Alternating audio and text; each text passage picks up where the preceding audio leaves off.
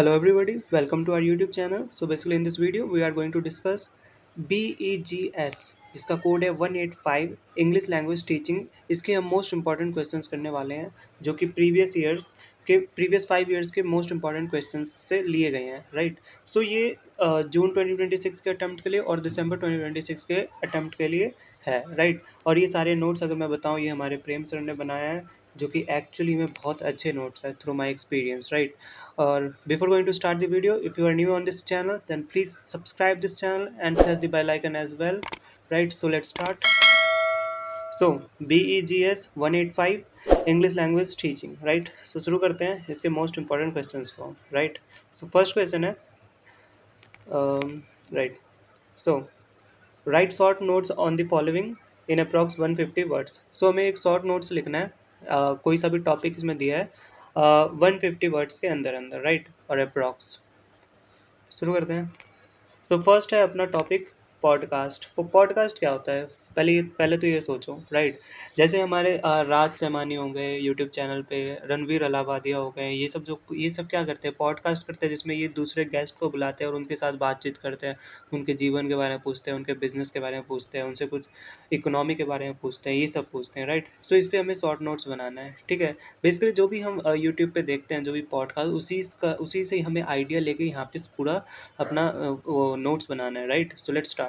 So podcasts are digital audio programs available on the internet that user can stream or download to listen anytime, right. They cover a wide range of topics such as education, entertainment, news, storytelling and personal development, right. So basically podcast क्या है कि ये digital programme है जो कि आप digitally, that means through internet आप इसे देख सकते हो, राइट। और इसे आप डाउनलोड कर सकते हो, इसे आप स्ट्रीम कर सकते हो, कभी भी देख सकते हो। और इसमें बेसिकली मेजर क्या क्या टॉपिक्स रहते हैं, education, right, entertainment, right, news, story telling और personal development, right.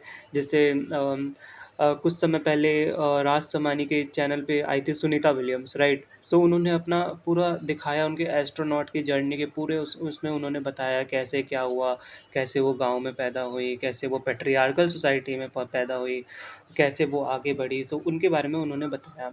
So podcasts are usually released in episodes and can be accessed through platforms like Spotify, Apple Podcasts and Google Podcasts। यहाँ से आप देख सकते हैं, पर एज़ पर माई एक्सपीरियंस ज़्यादातर लोग यूट्यूब से ही देखते हैं, जो कि यूट्यूब भी गूगल का एक पार्ट है, right.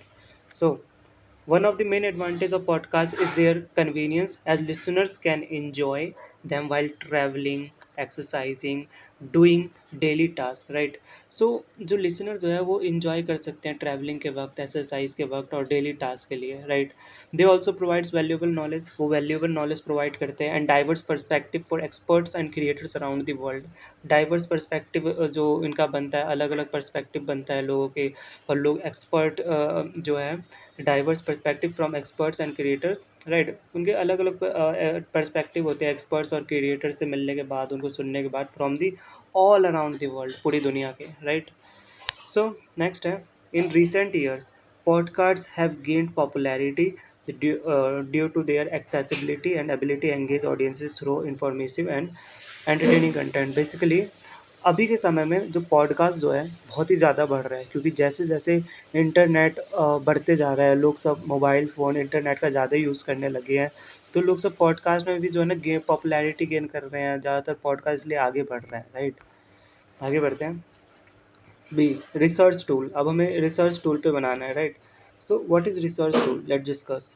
Research tools are methods, techniques or resources used to collect, analyze and interpret information from for a study। Research tool वो मेथड रहता है जो कोई टेक्निक रहता है, जो भी रिसोर्सेज रहता है उसको कलेक्ट करने का। जैसे हमें कुछ भी अगर कलेक्ट करना है, कुछ भी कोई टेक्निक जानना है, कोई किसी चीज़ को एनालाइज करना है, वो हम किससे करेंगे, रिसर्च टूल से। इसका मेन एग्जांपल हो सकता है, जैसे अगर आपको कुछ रिसर्च करना है, फॉर एग्जांपल महात्मा गांधी जी के बारे में, राइट। सो आप डायरेक्टली इंटरनेट से ये इंटरनेट से सर्च कर सकते हैं, ये भी एक रिसर्च टूल है। और एक एग्जांपल ये हो सकता है कि जैसे आप मान लो कोई वीडियोस यूट्यूब पे अपलोड कर रहे हो, राइट, और आपको ये चेक करना है कि कोई आपका वीडियो कहीं यूज़ तो नहीं कर रहा, तो आप वो भी कॉपीराइट टूल बहुत सारे रहते हैं, वहाँ से आप यूज़ कर सकते हो, राइट। आगे बढ़ते हैं। Investigation, they help researchers gather accurate and reliable data. Research tool से क्या होता है, रिसर्चर को एक्यूरेट डेटा मिलता है और जिस पे वो भरोसा कर सके, reliable, right. So now, information research tools include surveys, questionnaires, interview, observation and experiments. Common research tool क्या क्या हो सकते हैं रिसर्च करने के लिए? या तो सर्वे कर सकते हैं, या डायरेक्ट उनसे सवाल पूछ सकते हैं, क्वेश्चनियर्स, इंटरव्यू ले सकते हैं, ऑब्जर्व कर सकते हैं, एक्सपेरिमेंट कर सकते हैं। Digital tools such as Google Scholar, online database and statistical software also play an important in modern research, right. So ये है कुछ जहाँ पे स्टैटिस्टिकल सब डेटा को रेडी कर सकते हैं सारे, वो ये सब तैयार कर सकते हैं। सो बेसिकली यहाँ तक होते हैं अपने मेन पॉइंट, और आगे हम बढ़ते हैं। आगे है these tools assist in the organizing data, identifying patterns and drawing meaningful conclusion। So basically ये tools क्या मदद करते हैं? डाटा को ऑर्गेनाइज करने में मदद करते हैं, पैटर्न को आइडेंटिफाई करने में मदद करते हैं। और ये ड्राइंग का मतलब यहाँ पे ये नहीं है कि आपको चित्र बनाना है, ये ड्राइंग बनाना नहीं। एंड ड्राइंग मीनिंगफुल कंक्लूजन, इसका मतलब ये है कि आपके अंदर जो एक मीनिंगफुल, जिसका कोई महत्व बने, जिसका कोई मतलब बने, वो कंक्लूजन बनाता है, right. The choice of research tool depends on the nature and objective of the study, right। ये डिपेंड करता है कि आपका नेचर क्या है, आपका ऑब्जेक्टिव स्टडी क्या है, उसी से आप अपना रिसर्च टूल डिसाइड कर सकते हो, राइट। आगे बढ़ते हैं।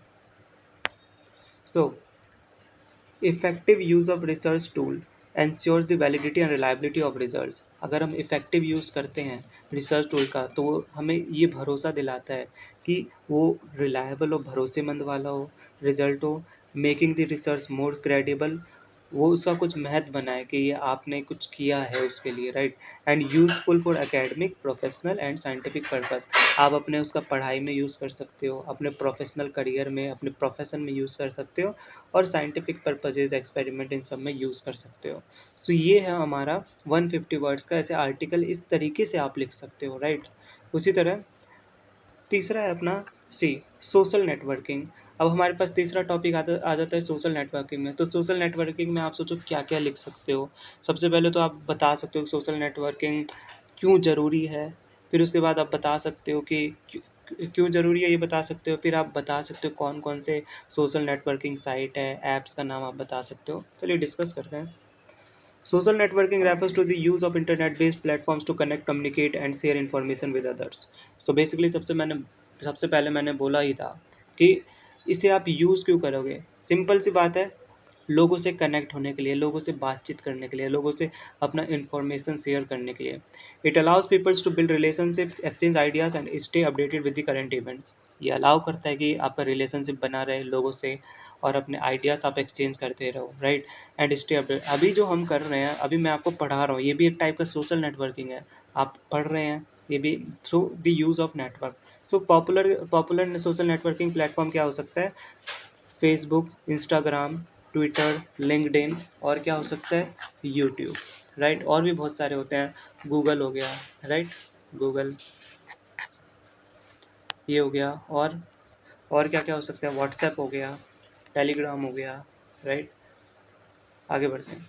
These platforms enables users to create profiles, share posts, photos, videos and interact through likes, comments and messages। So ये सब प्लेटफॉर्म क्या है? आप अपना एक प्रोफाइल क्रिएट कर सकते हैं, जहाँ पे आप फोटो, वीडियो बना सकते हैं, लोगों से मिल सकते हैं, वहाँ पे लाइक, कमेंट, ये सब कर सकते हैं, जो कि आजकल कॉमन है, राइट। इंस्टाग्राम, फेसबुक, इन सब पे कॉमन है, राइट।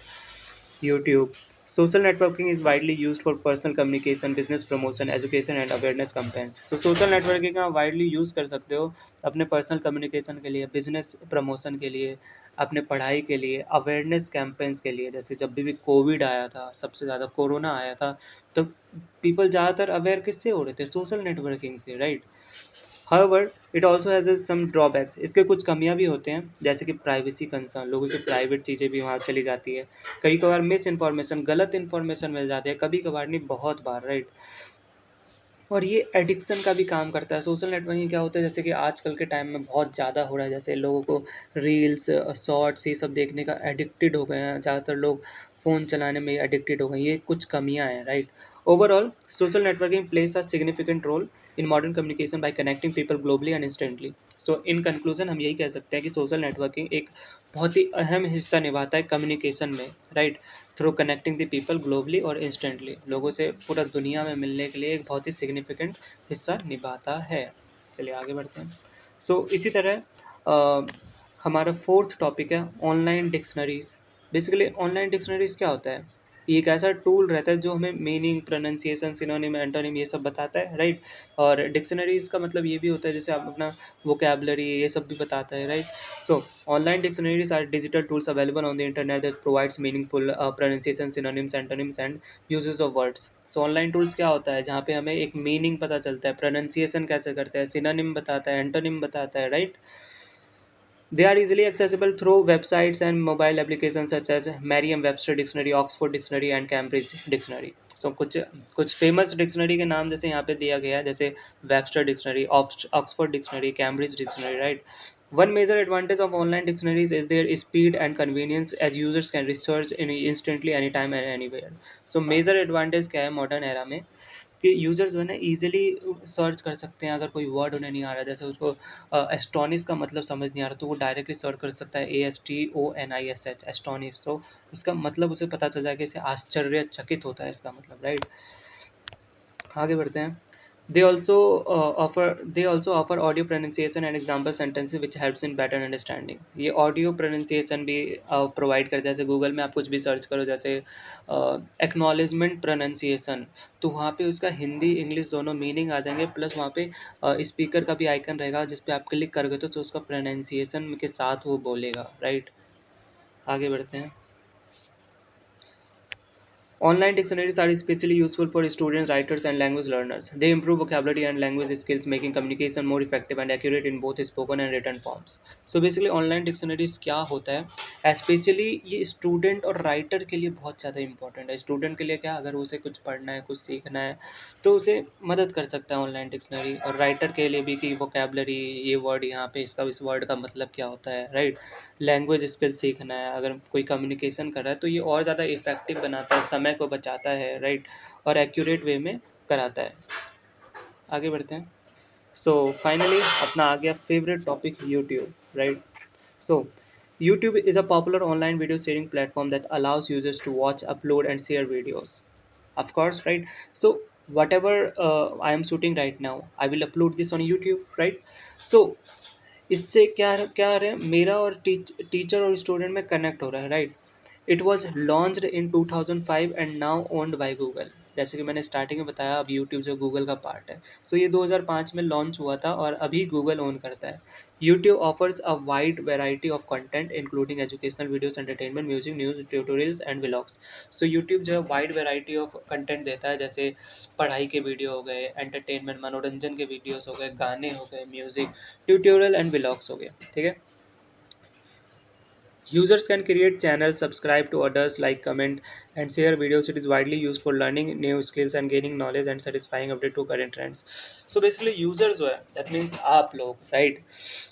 अभी जैसे आप ये वीडियो देख रहे हो, राइट। सो ये वीडियो देखने के बाद आप द प्रेम सर के चैनल को सब्सक्राइब करोगे, राइट, लाइक करोगे, कमेंट करोगे, शेयर करोगे। आप यूट्यूब के बारे में कुछ इस तरीके से लिख सकते हो। It is widely used for learning new skills, gaining knowledge and staying updated with current trends, right. आगे बढ़ते हैं। However, however, excessive use may lead to distraction and time wastage. Most important thing, अगर आप access use करते हो तो आप time management को नहीं समझ पाओगे, राइट। टाइम वेस्टेज करोगे। एक्सेसिव यूज़ का इन द सेंस मतलब आप अगर फालतू की चीज़ देखते हो, right, shorts watching, right, entertainment every time, right. Despite this YouTube remains an important digital platform for communication, education and entertainment world wide, right. So इसी तरह आप लिख सकते हो इनके बारे में, जैसे IRF स्ट्रक्चर है, इनिशियल रिस्पॉन्स फीडबैक, इसके बारे में आप लिख सकते हो अगर आ गया तो। सो एक बार डिस्कस कर लेते हैं इसे भी। IRF stands for initiation response feedback, a common interaction pattern in classroom communication. It was introduced by John Sinclair and Malcolm Coulthard. In this structure, the teacher starts with a question, intuition, the student answers, and the teacher gives feedback और evaluation. So basically teacher question पूछता है student से और student answer देता है और फिर teacher feedback देता है। This pattern helps teacher control classroom interaction and checks student understanding. So इससे मदद होती है कि टीचर को मदद मिलती है कि सारे जो स्टूडेंट जो इंटरेक्ट हुए टीचर के साथ और स्टूडेंट को अंडरस्टैंडिंग भी हो। For example a teacher ask a question to a student and and student replies and the teacher confirms whether it is correct, right. फिर जैसे टीचर जो है सवाल पूछता है स्टूडेंट से, फिर स्टूडेंट जवाब देता है, फिर टीचर कंफर्म करता है कि ये सही है या गलत। Although effective for learning, overuse of IRF may reduce student creativity and free discussion in the classroom। अगर ये हद से ज़्यादा हो फिर ये गलत भी साबित हो सकता है, राइट। ओके, देन हमारा नेक्स्ट टॉपिक है cross curricular approach in English language teaching, right. So इसमें भी आप अपना लिख सकते हो अपने टोटल 150 वर्ड, जैसे अभी तक हमने डिस्कस किया टोटल इसके बारे में। सबसे पहले तो आप इसका मतलब बताओगे, फिर इसकी अच्छाई फिर बुराई ये बताओगे, फिर कंक्लूजन बताओगे। फिर उसी की तरह backwardness in reading refers to a learner's difficulty in understanding, recognizing or interpreting written text compared to their age and grade level। So backwardness in reading इसके बारे में आप लिख सकते हो कि अंडरस्टैंडिंग, रिकॉग्नाइजिंग और इंटरप्रेटिंग में क्या क्या होता है, ये सब इसके बारे में आप लिख सकते हो। टोटल ये दैट मीन्स आपको 150 वर्ड्स के अंदर अंदर लिखना है। फिर teaching English to under privilege learners, अगर आप किसी को पढ़ा रहे हो अंडर प्रिविलेज लर्नर को, तो फिर इसके टॉपिक में आपको लिखना है कि कैसे क्या क्या समस्याएं आ सकती हैं, क्या अच्छाइयाँ आएगी, क्या क्या कंक्लूजन बनेगा, ये सब आप लिख सकते हो, right. Then standardise test and classroom based test. So आप अगर कोई स्टैंडर्डाइज टेस्ट लेता है और कोई क्लासरूम टेस्ट लेता है तो इसके बारे में आप पहले तो इसका मतलब समझाओ, ये होता क्या है स्टैंडर्डाइज टेस्ट और classroom test. So standardize test are formal assessment होता है, राइट। और क्लासरूम टेस्ट सिंपली जो क्लासरूम में जो टेस्ट रहता है वो रहता है, right. Classroom based test in the hand are prepared by the teachers, right. ये क्लासरूम टेस्ट रहता है, तो इसके बारे में आप लिख सकते हो within 150 words, right. So फिर उसी के साथ फिर इसी की तरह convergent thinking in us divergent thinking. So चलिए एक बार इसे रीड कर लेते हैं। So convergent thinking and divergent thinking are two important types of thinking skills. तो ये दो तरीके के थिंकिंग स्किल है, एक कन्वर्जेंट और एक divergent thinking skills. Convergent thinking focus on finding a single correct answer to a problem. जो कन्वर्जेंट थिंकिंग रहता है वो फोकस करता है एक सिंगल करेक्ट आंसर को फाइंड करने में, जो जो भी प्रॉब्लम है। और ये एक लॉजिकल और स्ट्रक्चर्ड और कॉमनली यूज होता है हर जगह, राइट, प्रॉब्लम सॉल्विंग के लिए। और ये एक फिक्स्ड सॉल्यूशन होता है। बट डाइवर्जेंट थिंकिंग क्या होता है? Divergent thinking on the other hand involve generating multiple ideas और पॉसिबल सॉल्यूशन। सो इसके जो है ना बहुत अलग अलग तरीके से आप सोच सकते हो, इसके मल्टीपल आइडियाज हो सकते हैं, मल्टीपल सॉल्यूशंस हो सकते हैं, राइट। जो पॉसिबल रहेगा उसे ही हमें लेना है। और ये क्रिएटिव रहता है और ये ओपन एंडेड रहता है और इससे हमें प्रोत्साहन मिलता है और ज़्यादा सोचने की, और इसमें इनोवेशन शामिल रहता है, राइट। एग्जाम्पल के लिए brain storming is a form of divergent thinking. So brain storming is a form of divergent thinking, right. इसके लोगों के अलग अलग भी राय हो सकते हैं। Both types are important in learning. Convergent thinking ensures accuracy while divergent thinking promotes creativity. A balanced use of both helps students develop critical thinking and problem solving skills effectively, right? सो इसी तरह curriculum framework for under privilege learner, जो under privilege learner है उसका curriculum framework के बारे में आप लिख सकते हो, राइट। फिर इसी के बाद है classroom as a discourse space, right. जो क्लासरूम जो है डिस्कोर्स स्पेस है, इसके बारे में आपको लिखना है। तो इसके बारे में क्या क्या लिख सकते हो ये समझो। A classroom as a discourse space refers to an environment where communication and interaction play an central role in learning.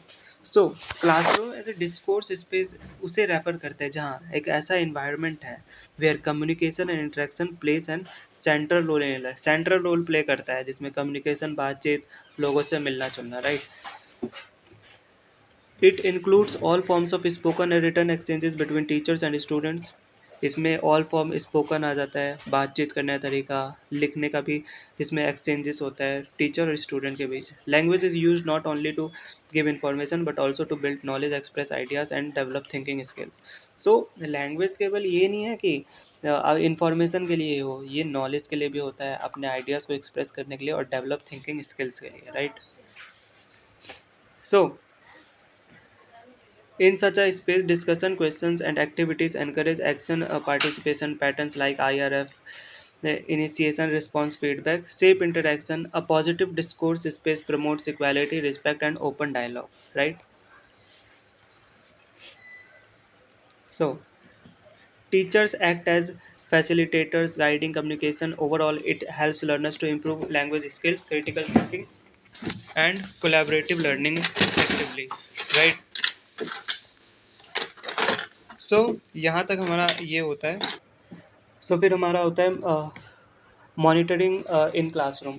So class में मॉनिटरिंग क्यों ज़रूरी है, आप इसका पहले मतलब लिखो, फिर इसकी अच्छाइयाँ लिखो, फिर इसकी बुराइयाँ लिखो, राइट। फिर कंक्लूजन भी लिखो। Then evaluating text books reflection on the process and the methods। evaluating text book reflection on the process and the method। चलिए एक बार इसको डिस्कस करते हैं क्या क्या हो सकता है। Basically, evaluating textbook is an important process to ensure they meet learners' needs and curriculum goals। जो बेसिकली जो हमारे टेक्स्ट बुक जो है ना, बहुत ही ज़्यादा इंपॉर्टेंट प्रोसेस रहता है, ताकि जो लर्नर की जो सारे नीड जो है ना वो करिकुलम गोल्स के साथ सेट हो, जो भी आपका सिलेबस है वो सारे उसके साथ मैच करे, right. It involves examine content, language level activities and relevance to students background, right। so जो भी लैंग्वेज लेवल एक्टिविटीज़ रेलेवेंस जो है स्टूडेंट के बैकग्राउंड के लिए वो सब में इसमें यूज़ आता है।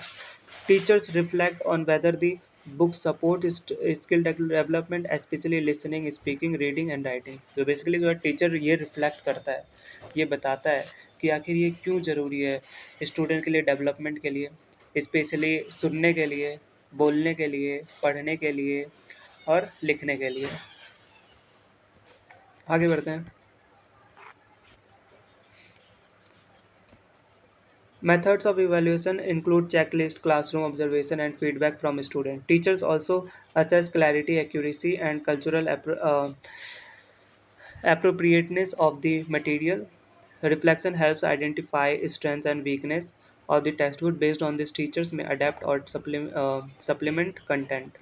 Overall, textbook evaluation improves teaching effectiveness and ensures better learning outcomes for students. So overall ये इस तरीके से मदद करता है, राइट। तो इस तरीके से आप कंक्लूजन नीचे लिख सकते हो, राइट। सो इसी के साथ हमारा फर्स्ट क्वेश्चन होता है ख़त्म।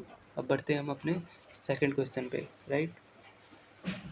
तो बढ़ते हैं अब हम अपने सेकंड क्वेश्चन में, जिसमें लिखा है answer the following questions in approximately 250 to 300 words each, right. So हमें फॉलोइंग क्वेश्चंस को आंसर करना है 250 से 300 वर्ड्स में, राइट। सो फर्स्ट क्वेश्चन है what are the visual motor difficulties, how will you help the learners to overcome them.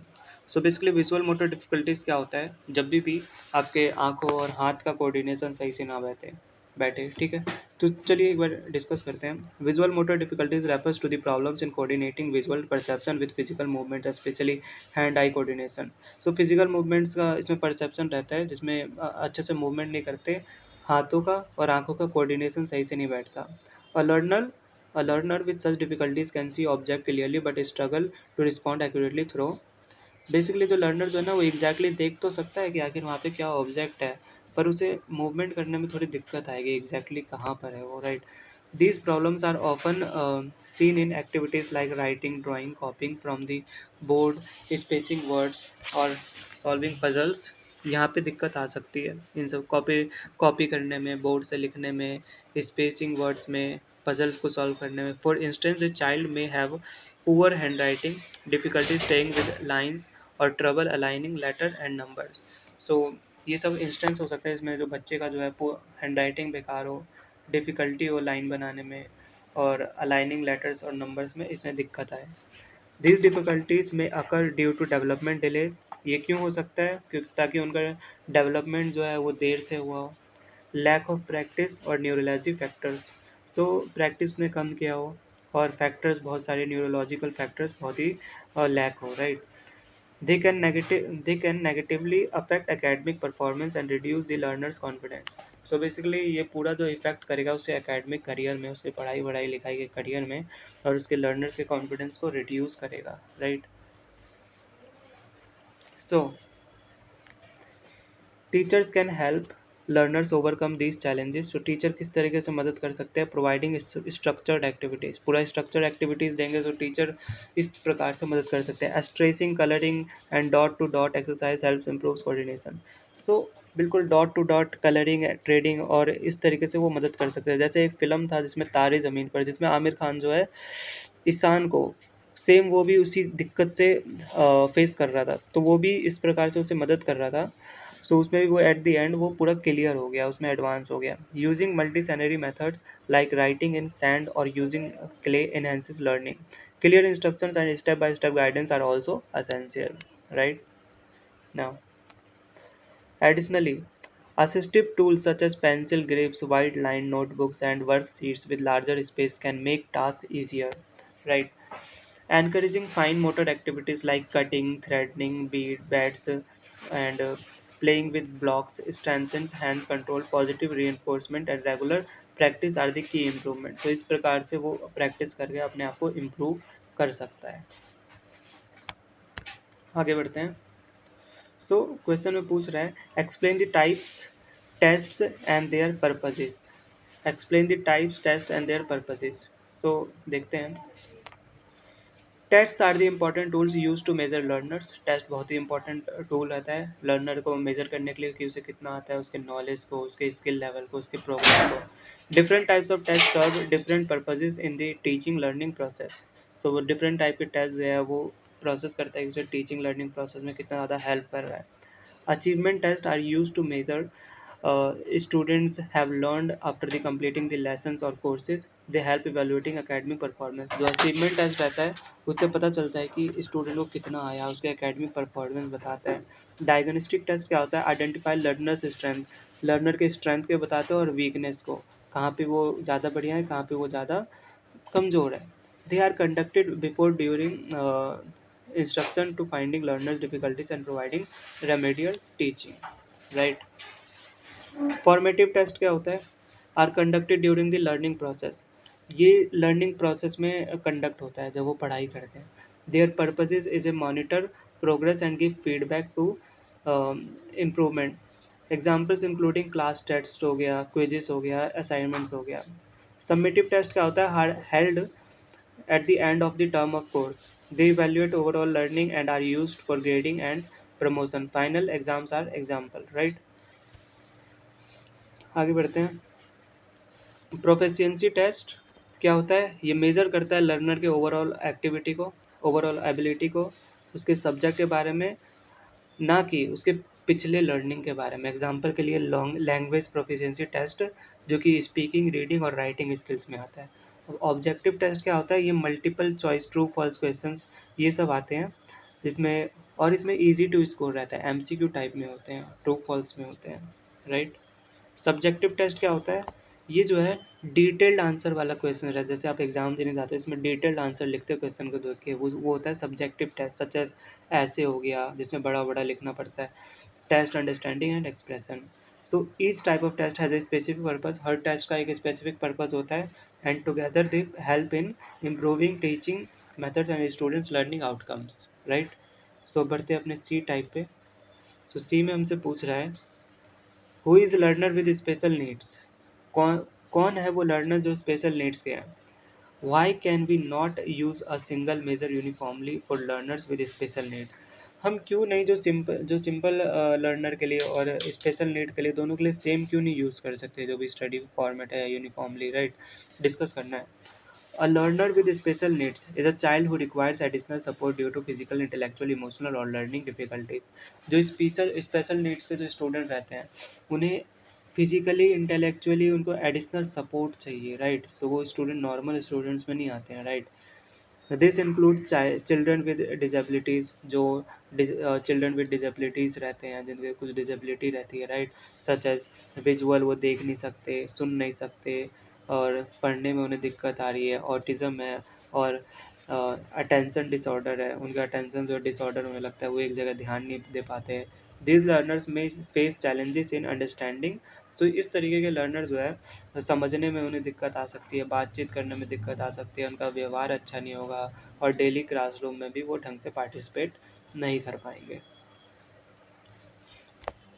We cannot use a single measure uniformly for such learners because every child has unique ability, needs and a learning pace. So हम single measure uniformly नहीं change कर सकते क्योंकि हर बच्चे का जो है ना अलग अलग तरीका होता है अपनी एबिलिटी का, उसके ज़रूरत का, उसके लर्निंग स्पेस का, right. A common method of teaching assessment may not suit for all learners. एक कॉमन मेथड जो भी हम नॉर्मली पढ़ाते हैं वो हर स्टूडेंट के लिए एप्लीकेबल नहीं है। For example, a visually impaired child can not rely on return material. अब देखो जो बच्चा ढंग से देख नहीं पाता तो वो पढ़ कैसे पाएगा, राइट। सो इसके लिए भी अलग तरीके से हम यूज़ कर सकते हैं। While a child with learning disability may need more time and simplified instruction. तो उस तरीके के बच्चे के लिए ज़्यादा टाइम चाहिए और टीचर का ज़्यादा अटेंशन चाहिए। Using the same method for all can lead to inequality and poor learning. Same method use करने से inequality आएगा और कम समझ में आएगा। इट में also reduce confidence, you know motivation among special needs learners. Therefore teaching and assessment must be flexible and individualized. So इससे जो है ये रिड्यूस करेगा कॉन्फिडेंस को अगर हम एक ही यूज़ करें, राइट। सो नेक्स्ट है,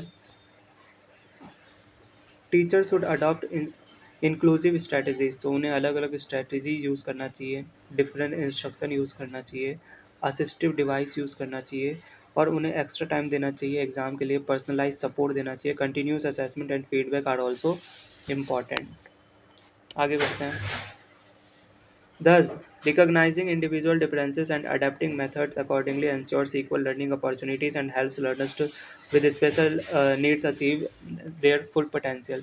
So एक recognize individual difference को अगर adapting methods में हमें accordingly चलाना है, right? So हमें equal learning opportunities चाहिए सबके लिए बराबर, यानी जो जिसकी काबिलियत है उसी उसी तरीके से हमें यूज़ करना चाहिए जिससे लर्नर को हेल्प करेगा स्पेशल नीड स्टूडेंट्स को, ताकि वो अपने फुल पोटेंशियल के साथ पढ़ सके, right. Now, suggest ways to make English language learning meaningful and disadvantage to learners। अब हमें वेज बताना है कि जो इंग्लिश लैंग्वेज जो है वो किस तरीके से बेहतर बन सकता है और मीनिंगफुल बन सकता है। डिसएडवांटेज और फॉर डिसएडवांटेज लर्नर जो जो जो अच्छे से नहीं कर पा रहे, right. So making English language learning meaningful for disadvantaged learners requires practical, inclusive, and context based approaches. These learners often face challenges like lack of resources, exposure, and support at home. Right. First, teachers should also simple and familiar language connected to learners' daily lives. तो teacher को जो है सबसे पहले simple और familiar language use करना चाहिए ताकि बच्चा जो है वो समझ सके, right. Using examples from there surroundings makes learning easier and relatable. अब देखो जब कोई बच्चा जो है ना अगर मान लो समझ नहीं आ रहा तो उसके आसपास का एग्जाम्पल देना चाहिए ताकि वो और अच्छे से समझ पाए, right.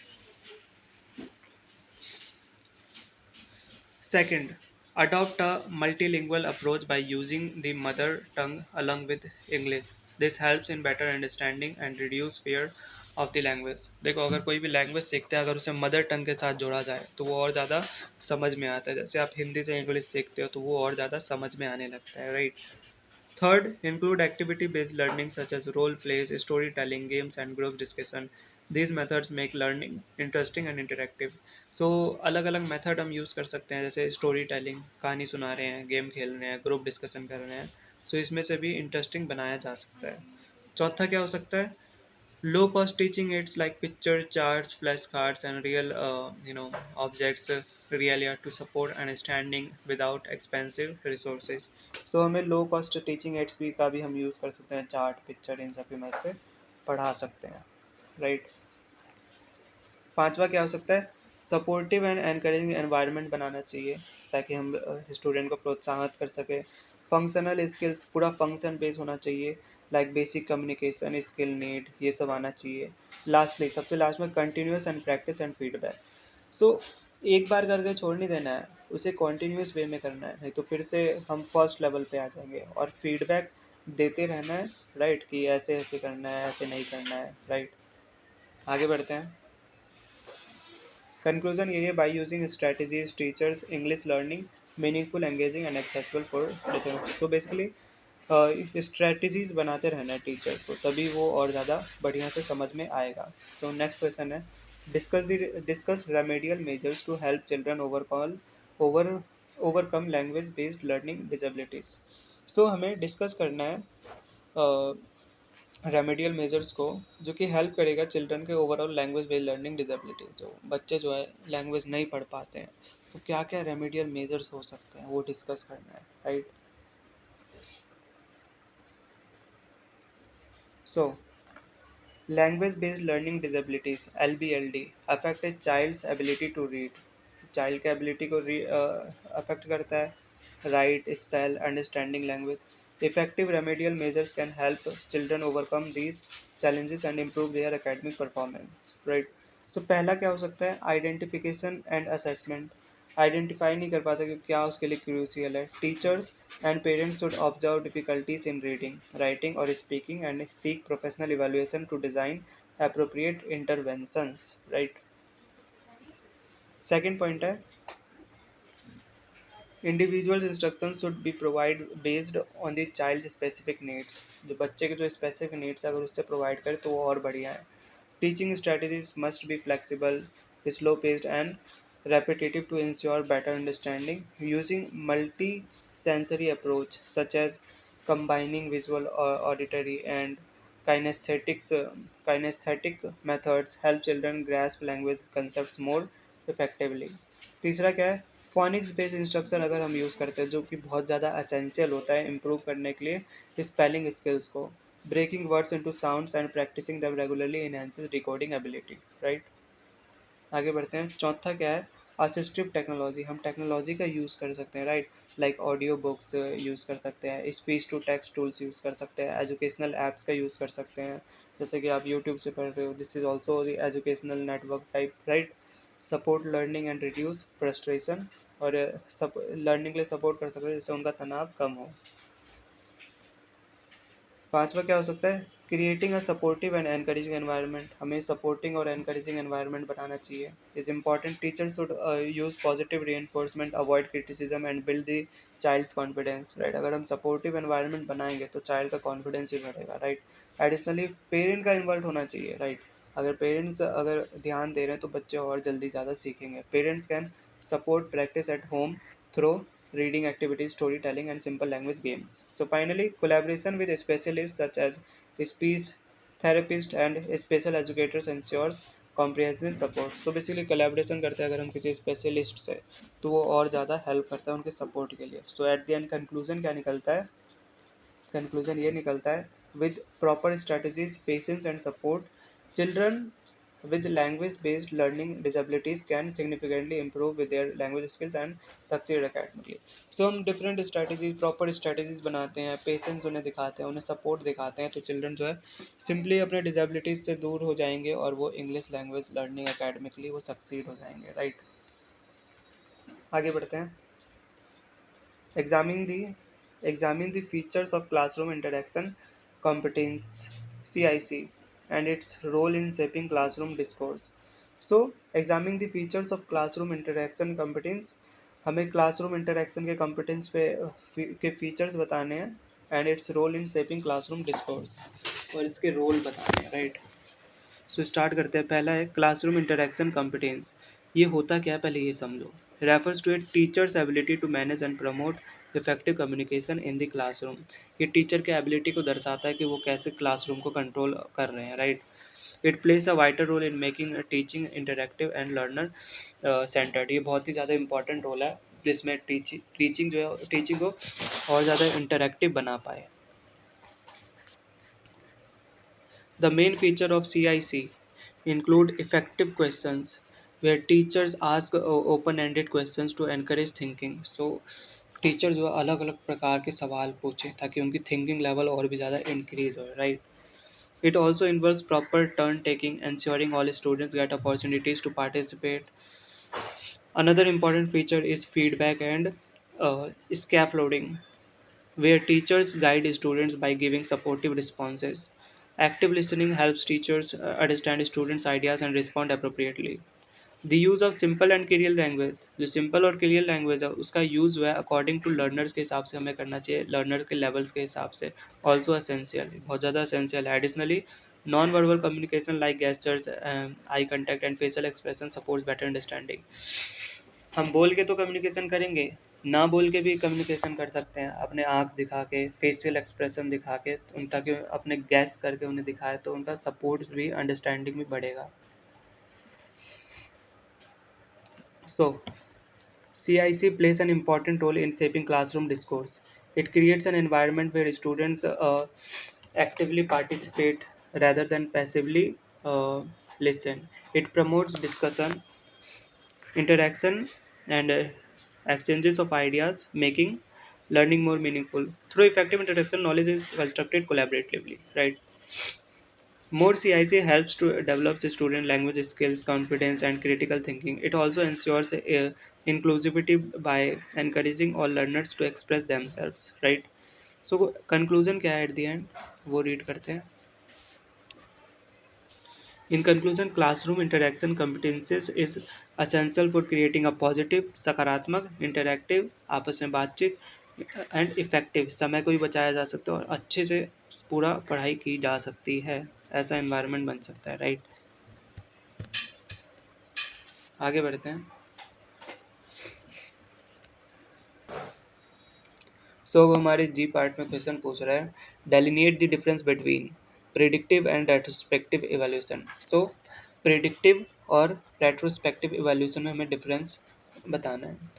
Predictive evaluation and retrospective evaluation are two important approaches uses assessing teaching learning materials especially text books. So ये दो मेथड्स हैं जो असेस करता है टीचिंग लर्निंग मटेरियल्स को, मेनली जो हमारे टेक्स्ट बुक रहते हैं, right. Predictive evaluation is done before the actual use of textbook or material. Text book material से पहले इसका evaluation होता है।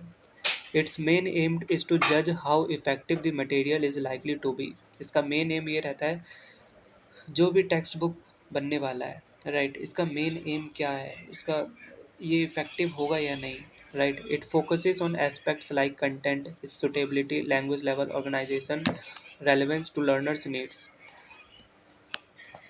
आगे हैं, teachers or experts examine whether the material will help achieve learning objectives is theoretical and based on assumption without real classroom experiences। ये पहले से ही डिसाइड करते हैं कि ये बच्चों के लिए सही रहेगा या फिर नहीं रहेगा, राइट। सो अब हम बढ़ते हैं। In contrast, retrospective evaluation is carried out after the material has been used in the classroom. यानी अब मटेरियल, यानी दैट मीन्स टेक्स्ट बुक बन गया है, अब वो कैरिड हो रहे हैं क्लासरूम में। It is based on actual teaching learning experience. The evaluation examines how effective the material really was, considering student responses, learning outcomes, and classroom interaction. It provides practical feedback on strengths and weakness. So basically, ये study material बनने के बाद फिर जब बच्चे जो भी classroom teacher जो भी पढ़ाते हैं पढ़ते हैं, फिर उसके बाद इसमें एनालाइज होता है। रेट्रोस्पेक्टिव एवोल्यूशन उसे कहते हैं कि इसमें ये हो सकता था, ये नहीं हो सकता था, right. So the key difference lies in timing and basis. Predictive evaluation is pre-use assumption based on, while retrospective evaluation is possible use and experience based. Predictive evaluation helps in selecting suitable materials, whereas retrospective evaluation helps in improving or modifying them. यानी predictive evaluation study material बनाते वक्त काम आता है, और retrospective evaluation बनने के बाद उसे मॉडिफाई जो करते हैं वो होता है वो।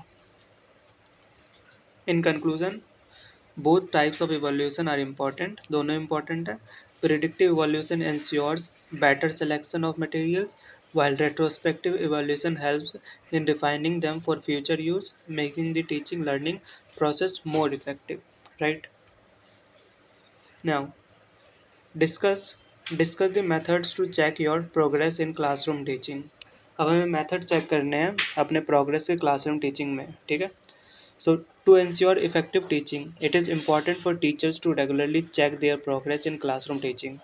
बहुत important है। This helps in understanding whether learning objectives are being achieved and where improvement is needed। One important method is continuous assessment, continuous test लेना चाहिए, कंटिन्यूस असेसमेंट लेना चाहिए, where teachers regularly evaluate students through class test, quizzes, assignments. This provides immediate feedback on students' understanding. Another method is observation, where teachers closely monitor students' participation, behavior, and responses during lessons. Now, questioning techniques, सवाल ववाल पूछते रहना चाहिए. Also helps in checking progress by asking questions during teaching. Teachers can assess students' comprehension and adjust their methods accordingly. Feedback from students is equal important. Teachers can ask learners about their difficulties and clarity of concepts, right? Self evaluation. Self evaluation is another effective method. Teachers can reflect on their teaching practices, lesson delivery, and classroom management to identify strengths and weakness. So teachers को भी अलग अलग practice lesson delivery अच्छे से करना चाहिए ताकि students के strength और weakness को identify कर सके. Maintaining a teaching diary or journal helps in tracking progressive over time. Additionally, peer observation allows fellow teachers to observe classes and provide constructive suggestions for improvement. Use of tests and examinations at regular intervals also helps in measuring overall learning outcomes. Right? आगे बढ़ते हैं. Finally, analyzing students' performance and comparing it with set objectives also helps teachers understand their effectiveness. In conclusion, क्या निकलता है? A combination of assessment, observation, feedback, reflection मदद करता है teacher को continuously monitor to improve their classroom teaching progress. So assessment, observation, feedback लेने से teacher को पता चलता है कि क्या प्रोग्रेस चल रही है और इम्प्रूव करने में मदद मिलता है, राइट? सो नेक्स्ट आई पे हमारा क्वेश्चन है, how do tools and services on the internet facilitate language teaching? So जो टूल्स और सर्विसेज जो है इंटरनेट पे वो कैसे मदद करता है लैंग्वेज टीचिंग में, कोई भाषा पढ़ाते वक्त कैसे मदद करता है? फैसिलिटेट का मतलब क्या होता है? मदद, मदद, right? So tools and services on the internet greatly facilitate language teaching by making it more interactive and accessible. Online resources like ebooks, articles, and websites provides authentic materials that improve reading and vocabulary. Audio and video tools such as podcast and educational video helps develop teach listening and speaking skills by exposing learners to correct pronunciation and real life conversation. Right.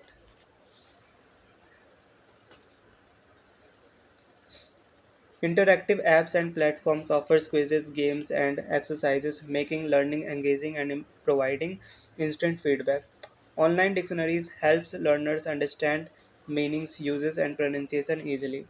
Communication tools like email, chat, and video calls promote real-time interaction, improving speaking and writing skills. Right. Additionally, learning platforms allows teachers to share materials and track students' progress effectively. These tools also support self-paced learning, enabling students to learn anytime and anywhere. जो online study material है ये बहुत ज़्यादा effective है, आप कहीं पे भी अपने घर में बैठ के भी जैसे भी आप पढ़ रहे हो ये इस तरीके से मदद कर रहा है.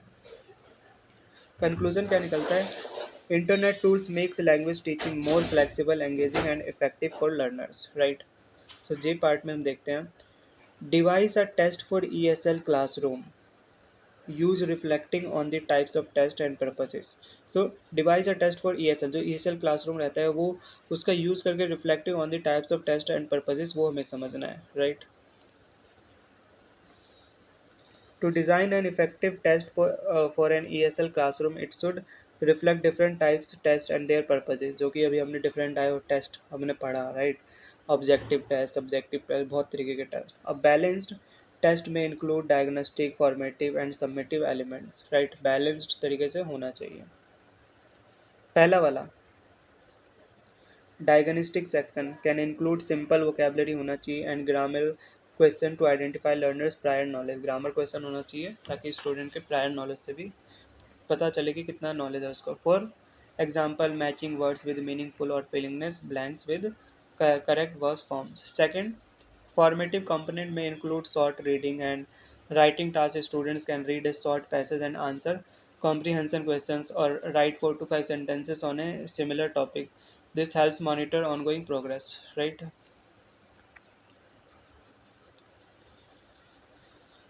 A summative section evaluates overall learning. It may include a listening task, teacher reads a passage and asks questions, a speaking task, introduction on self, and a structured writing task like paragraph writing. The purpose of such a test to assess all four skills listening, speaking, reading, and writing. While also identifying strengths and weakness, it also helps teachers plan future instruction and provide feedback. Thus, a well designed ESL test should be comprehensive skill and based on learning friendly. Right? So now के part पे हम चलते हैं. What do you understand by language registers? जो language registers है उससे आप क्या समझते हैं? Give suitable examples to illustrate your answer. एक example के साथ हमें समझाएं. Language registers refers to the different varieties of or styles of language used in different social situations, depending on factors like context, audience purposes, and the relationship between speakers. So basically जो है जो language register जो है वो different variety के भी हो सकते हैं, डिफरेंट स्टाइल के हो सकते हैं, जो कि सोशल सिचुएशन में यूज़ होता है और फैक्टर्स पे डिपेंड करता है, ऑडियंस पे डिपेंड करता है, पर्पस पर डिपेंड करता है, रिलेशनशिप बिटवीन स्पीकर्स पे डिपेंड करता है. People change their language vocabulary tone and structure according situation के साथ. लोग सब अपना व्यवहार, टोन, बात करने का तरीका वो भी चेंज करते रहते हैं. जो there are mainly 5 types of register, 5 तरीके के रजिस्टर होते हैं. सबसे पहला फॉर्मल और इनफॉर्मल, जो कि हम बचपन से पढ़ते आ रहे हैं. फॉर्मल बोले तो औपचारिक, इनफॉर्मल बोले तो अनौपचारिक. राइट. फॉर्मल हम कब यूज़ करते हैं? जब किसी ऑफिस, स्कूल, इस जब में काम आता है. Used in official academic context. Example, I would like to request your assistance regarding this matter. So यानी बिल्कुल विनम्र वे में और औपचारिक वे में, ताकि किसी को बुरा ना लगे. और इनफॉर्मल वे में कैसे? जब भी हम अपने दोस्तों से किसी इनफॉर्मल वे में बात करते हैं, अनौपचारिक. Like used with friends and family के. Can you help me with this? That means आप डायरेक्टली बोल रहे हो, can you help me with this. Right. Now third होता है कंसल्वेटिव रजिस्टर, सेमी फॉर्मल, यानी पूरी तरह से फॉर्मल भी नहीं और इनफॉर्मल भी नहीं. Used in professional conversation, doctor to patient, how are you feeling today. Right. Now casual register, ये क्या होता है? Relax language with slang. Right. WhatsApp, बिल्कुल चिल होके जब बात करते हैं. राइट. Frozen register, fixed expression often unchanging, यानी एक्सप्रेशन फिक्स रहता है. ऑनरेबल जजेस and respected guest, that is fixed. Right. So, understanding language registers helps learners use appropriate language in different situations, improving communication skills and social interaction. Right. Now, what are the learner factors that affect learning in school? क्या क्या learning factors होता है जो affect करता है school में पढ़ते वक्त? Learner factors are the characteristics of the student that influence how they learn in school. कैसे वो स्कूल में पढ़ते हैं वही learning factors के characteristics में आते हैं. These factors vary from one learner to another different directly. So सबके लिए अलग अलग हो सकता है. राइट. पढ़ते हैं. पहला फैक्टर ये है, one important factor is age and maturity. आप अगर 5 साल के बच्चे को 20 साल के बच्चे से कंपेयर करोगे तो उसमें फैक्टर तो डिफरेंस तो आएगा ही ना. Age cognitive development differs at different stages, दोनों में डिफरेंट डिफरेंट स्टेजेस में आ जाता है. Intelligence and aptitude also play in important in how quickly and effectively a learner understands concept. So intelligence और एप्टीट्यूड पे भी डिपेंड करता है कि कितना इंटेलिजेंस है, कितना वो इफेक्टिवली काम कर पा रहा है लर्नर और कंसेप्ट को समझने के लिए. मोटिवेशन इज क्रूशियल, जो मोटिवेशन है वो बहुत ज़्यादा इंपॉर्टेंट है. Highly motivated student tend to perform better, जो ज़्यादा मोटिवेटेड स्टूडेंट्स हैं वो और ज़्यादा टेंड करते हैं अपने इंफॉर्मेशन को बेटर करने के लिए. राइट.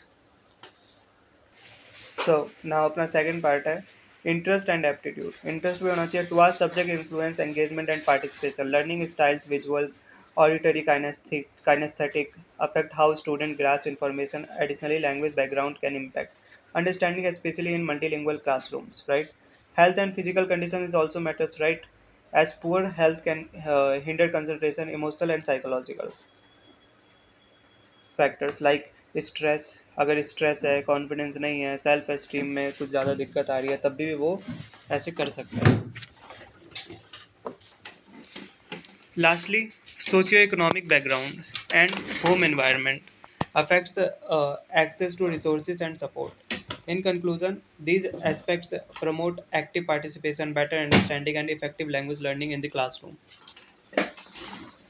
इसी के साथ अपना सेकंड क्वेश्चन होता है खत्म। अब हम बढ़ते हैं अपने थर्ड क्वेश्चन पे, राइट। बेसिकली अपना थर्ड क्वेश्चन है answer the following question 500 words with in 500 words. तो हमें 500 वर्ड के अंदर अंदर आंसर करना है क्वेश्चन को। नाउ हम बढ़ते हैं थर्ड क्वेश्चन में। थर्ड क्वेश्चन में क्या पूछ रहा है, आंसर द फॉलोइंग, यानी हमें 500 वर्ड के अंदर अंदर आंसर देना है। अगर कोई भी आपके एग्जाम में आ जाए कोई टॉपिक, तो इसको आपको 500 यानी क्वेश्चन में लिखा रहता है आपको 500 वर्ड में देना है, 250 वर्ड में देना है, राइट। सो पूछ रहा है फर्स्ट पार्ट में, what are the important features of material से डेवलपमेंट। मटेरियल डेवलपमेंट के क्या क्या इंपॉर्टेंट फीचर हो सकते हैं उसे हमें समझाना है, राइट। शुरू करते हैं।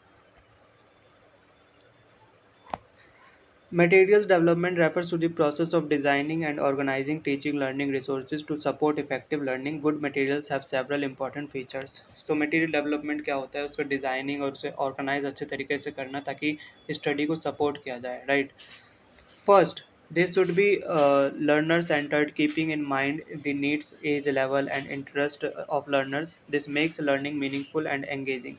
Second, materials must be relevant by contextualize, connecting with real life situations so that the learners can relate easily. So पहला यही है कि इस तरीके से बनाया जाए सारे एज लेवल के, सबके इंटरेस्ट को रिलाई करे, राइट।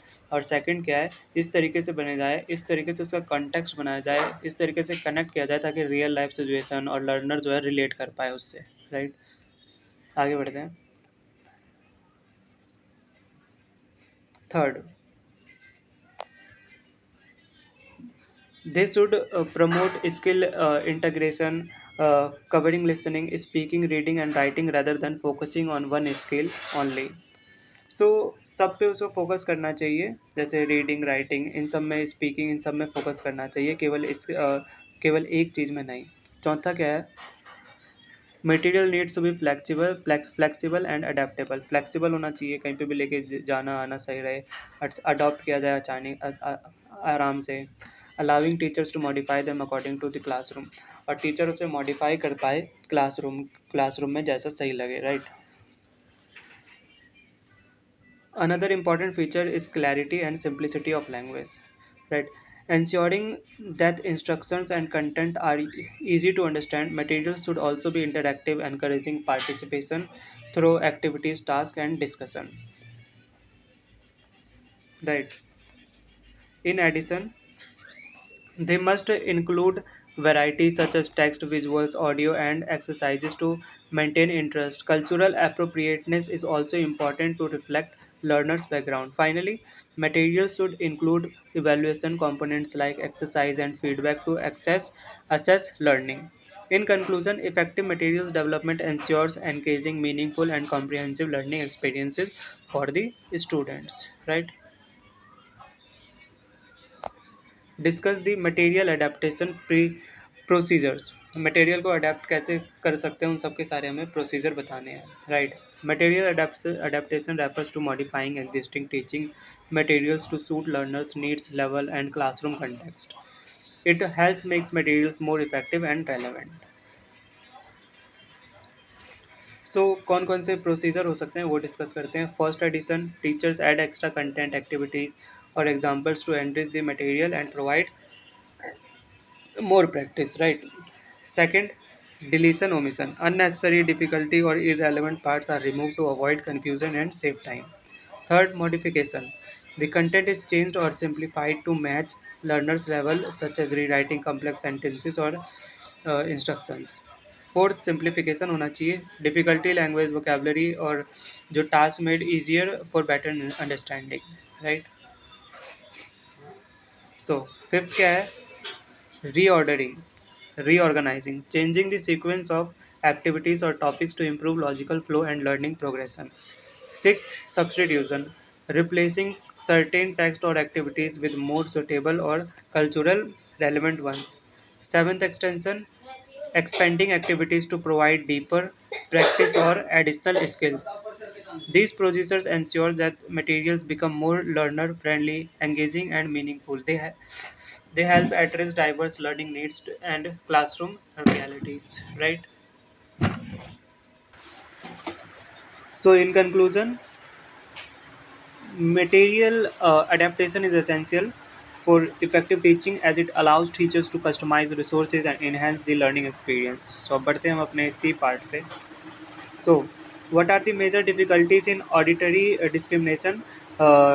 डिस्कस जो जो अपने ऑडिटरी भेदभाव रहता है डिस्क्रिमिनेशन, उसमें क्या क्या मेजर डिफिकल्टीज आती है, राइट. सो उसमें देखते हैं हम क्या है. Auditory discrimination is the ability to hear and distinguish between different sounds, especially speech sounds, right. So इसमें basically हमें जो है ना सुनना होता है, जो साउंड्स जो है साउंड स्पेशली स्पीच साउंड्स को इसको सुनना होता है. It is essential for developing listening speaking reading and spelling skills. However many learners face difficulties in this area. So basically जो है इसी एरिया पे स्पीकिंग रीडिंग स्पेलिंग स्किल्स, इसी एरिया पे बहुत सारे लर्नर्स डिफिकल्टीज फेस करते हैं. One major difficulties in is the inability to differentiate similar sounds such as B and P or S. This leads to confusion in pronunciation and spelling. Another issue is poor phonemic awareness, where learners struggle to identify individual sounds in words. Right. Now, influence the mother tongue is also a significant. Learners may find it hard to recognize sounds that do not exist in the first language. Additionally, limited exposure of the target language reduces opportunity to practice listening skills. Attention and memory problems can affect the ability to process and retain sounds.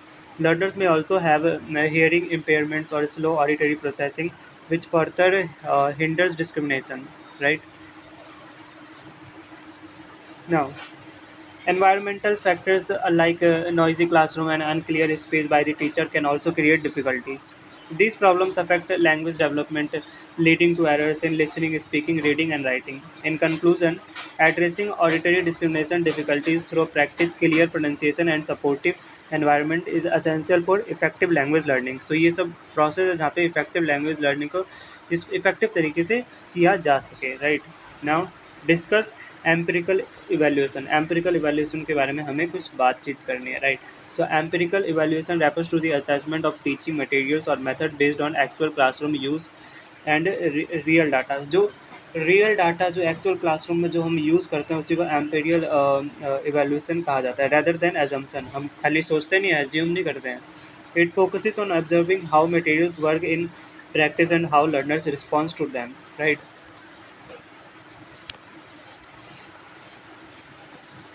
In empirical evaluation, in empirical evaluation, teachers collect evidence through classroom observation, student performance feedback, and test. For example, a teacher may use a textbook in class and then analyze students' understanding, participation, and achievement to judge its effectiveness. The key feature of empirical evaluation include being practical, data based, and learners focused. It helps identify strengths and weakness of materials by examining real outcomes. Tools such as questionnaires, interviews, tests, and classroom interaction analysis are commonly are used. Right now, this type of evaluation is closely related to retrospective evaluation, जो कि हमने थोड़ी देर पहले पढ़ा. As both are done after using the material, however, empirical evaluation is more systematic. ये कुछ ज़्यादा ही empirical evaluation ज़्यादा systematic है as compared to retrospective evaluation. The importance of empirical evaluation lies in improving the quality of teaching, learning materials, and methods. It helps teachers make informal decisions about adapting or replacing resources. In conclusion क्या निकलता है? Empirical evaluation ensures ये ensure करता है कि teaching practices are effective and responsive to learners' needs by relying on real classroom evidence. जो हम real classroom में जो भी एक्टिविटी करते हैं वो ज़्यादा इम्पैक्ट करता है rather than assumption. सो ई में क्या पूछ रहा है? Discuss the evaluation procedures for autonomous learning. Evaluation procedure for autonomous learning focus on assessing learners' ability to take responsibility for their own learning. Right? It emphasizes self-declaration, reflection, and independent progress rather than only teacher-led assessment. Right? आगे बढ़ते हैं. One important procedure is self-assessment, where learners evaluate their own performance using checklists, rubrics, or learning goals. This helps them identify strengths and areas for improving. Per assessment is also useful as learners give feedback to each other, promoting collaboration and critical thinking, right? Another method is the use of learning portfolios, where students collect their work over assignments, reflections. This shows progress and encourages continuous learning, right? Reflection journals are also important, allowing learners to think about what they have learned, difficulties faced, and strategies used. So, the next step है अपना goal setting का, right? Goal setting and progressive thinking, right? So, goal setting and progression is another key procedure for learners to set targets and regular review for their achievements. Teachers can also use a conference or interviews to discuss learners' progress and provide guidance. Additionally, performance-based tasks such as presentation, project और real life activities helps assess practical language use. जो practical language जो है ना, उसको और अच्छी तरीके से हम कर सकते हैं जब हम प्रेजेंटेशन के साथ करें, प्रोजेक्ट के साथ करें. सो एट द एंड कंक्लूजन में क्या निकलता है? कंक्लूजन में यही निकलता है कि evaluation is autonomous learning is continuous, reflecting and learner centered, helping students becomes independent and responsible learners. So F part में हमसे क्या पूछ रहा है? Discuss the role of the teacher in developing students autonomous. अब हमें एक टीचर का एक रोल बताना है कि स्टूडेंट के डेवलपिंग के लिए वो क्या क्या कर सकता है, क्या क्या रोल होता है ऑटोनॉमस वे में, right? The role of the teacher in developing autonomous learner is crucial. बहुत ज़्यादा important है, crucial, as autonomy means students take responsibility for their own learning. Autonomous में क्या होता है? स्टूडेंट खुद रिस्पॉन्सिबिलिटी लेता है अपने लर्निंग का, right? The teacher acts more as facilitator and guide than a controller. Teacher जो है ना एक टाइप का मददगार के रूप में यहाँ पे इसमें काम करता है, right? First, the teacher helps learners to become aware of their learning goals and encourages goal settings. The students are guided to plan their learning and monitor their progress. Second, the teacher provides learning strategies such as note making, self assessment, and problem solving skill which help students learn independently. जो कि आजकल के time में वही हो रहा है. जैसे मैं आपकी मदद कर रहा हूँ, बाकी सारे टीचर्स आपके इस चैनल में मदद कर रहे हैं. ये भी एक टाइप का फैसिलिटेटर के वे में मदद कर रहे हैं, राइट? तो आगे क्या है? The teacher also creates a supportive and flexible environment where learners feel confident to explore, ask questions, and make decisions. Providing choices in tasks and activities encourages responsibility and independence. Another important role is to promote self-assessment and reflection. Teachers guide students to evaluate their own work and identify strengths and weaknesses. Constructive feedback is given to support improvement without creating dependency. ये सब करने के बाद feedback बहुत ज़्यादा important रहता है कि आखिरी में निष्कर्ष क्या निकल रहा है, हमें किस पे इम्प्रूव करना चाहिए, कहाँ स्ट्रेंथ है, कहाँ वीकनेस है, ये सब पे हमें ध्यान देना चाहिए, right? Teachers also act as resource providers, suggesting books, digital tools, and activities for self-learning. They encourage collaboration through grown-up group work, which builds confidence and independence. तो जैसे कि मैंने आपको स्टार्टिंग में बताया, टीचर एक फैसिलिटेटर के जैसे काम करता है, एक मददगार के रूप में काम करता है. तो उसका ये भी काम रहता है, उनका ये भी काम रहता है बुक को सजेस्ट करना. जैसे मैं ये नोट्स का आपको सजेस्ट कर रहा हूँ अपने एग्जाम के लिए पढ़ो, राइट? डिजिटल टूल्स, जैसे अभी आप डिजिटल टूल्स का यूज़ करो, एक्टिविटीज़, सेल्फ लर्निंग करो, खुद से पढ़ो, right? Finally, the teacher gradually reduce support, allowing learners to take control of their learning process. So इसी के तरह इसी के हिसाब से अपना यहाँ ख़त्म होता है और एक बार हम कंक्लूजन पढ़ते हैं, कंक्लूजन में क्या बता रहा है, right? In conclusion, the teacher plays a key role in fostering autonomy by guiding, supporting, and empowering students to become independent and lifelong learners.